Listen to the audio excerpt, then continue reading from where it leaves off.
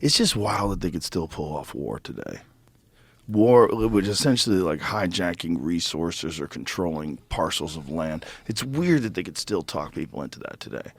Because it's kind of an old hustle. It's almost like old radio. Yeah. Like it's, you know, it's such an old hustle that you can get people to believe these people hate you for your freedom or whatever it is. And then you go over there, let's fucking saddle up and go kick their ass. Yeah. It's kind of amazing, given what we know about the true nature of conflicts and how so many things are manipulated behind the scenes to force people into actual physical conflict. And then there's generals that sit in air-conditioned offices and they move their pieces around the board like chess pieces and human lives. Yeah.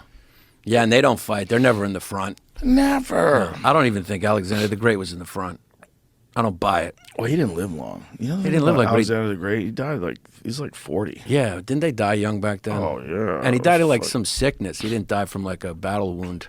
I think probably all died of sickness. Can you survive if you're in the front back then? It was like a human meat factory. No, you're not going to survive. He was in the most back. likely you're not going to survive. I feel like back then, like sickness probably really kicked in when we started gathering together and throwing our shit out the window, our actual shit. Like human shit. Like if you think about the cities of ancient times before there was plumbing, do you know how horrific that must have been? History smelled, yeah. We don't remember. No. We weren't there. We assume every place is like Target. Yeah. We assume every place is like a fucking rest stop on the highway. You can go in and take a shit. No. Yeah. No, people were shitting out windows. They were throwing their shit in buckets. According to Wikipedia, he was a very productive 20-year-old, 20-something. He was 20? When he took over as king. Whoa. Yeah, he conquered the world. He was in his early 20s. What a gangster. Look at this. By the age of 20, he succeeded his father, Philip II, to the throne in 336 BC at the age of 20 and spent most of his ruling years conducting a lengthy military campaign through Western Asia and Egypt. By the age of 30, he had created one of the largest empires in history. Holy shit. Stretching from Greece to northwestern India. He was undefeated in battle and widely considered to be one of history's greatest and most successful military commanders. And wasn't he also gay? Well, then there's He's bi. Was he bi? That was the way back then, yeah. He was a... Is that what he was? Yeah. Student of Aristotle, and we've read that questionable Wow. stuff about how those relationships... Tutored by, those relationships were uncomfortable. Those guys all fucked those kids. They had eunuchs. There was those, they Yeah. had eunuchs, and then they just had young boys. Yeah. What did it say about the Aristotle thing, though? Sorry, Can you go back to that quote where it was? Clicked something and Oh, it it's took me to okay. the bottom of the page. What a huge page. That guy did a lot of shit. It says until the age of 16, Alexander was tutored. By 16, he was too old. Aristotle's like, get out of here, you old fuck. Yeah. Bring me a young boy. In 335 BC, shortly after his assumption of kingship over Macedon, he campaigned in the Balkans and reasserted control over how do you say that, Thrace? Thrace. And parts of Illyria? Illyria. You should be saying this. Yeah. This is your native tongue. This is basically...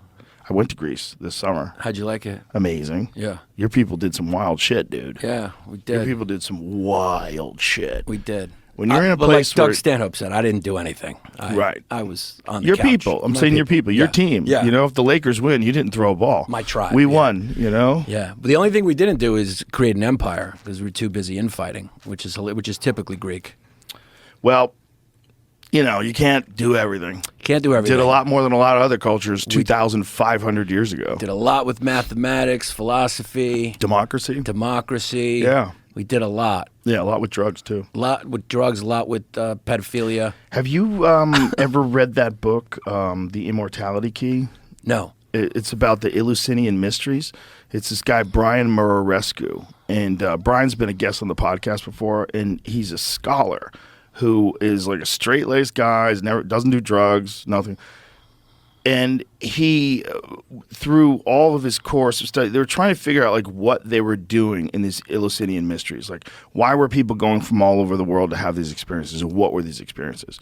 So they recently discovered that inside these pottery vessels that they used to contain wine and beer in, they found ergot.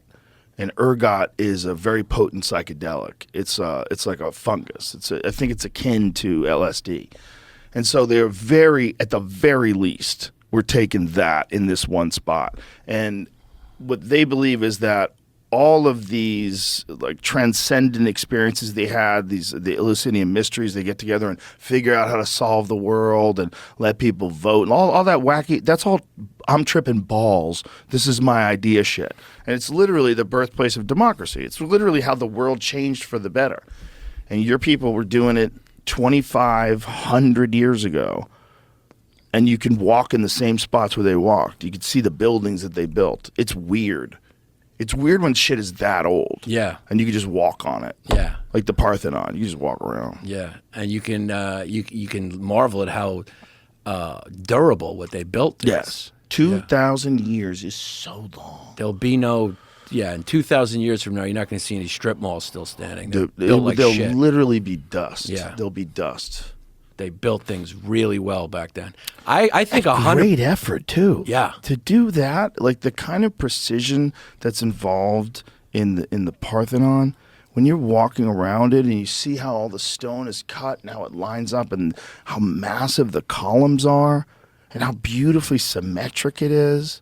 It's so smooth and clean, and these people didn't have engines. No, it's crazy. There was no engine.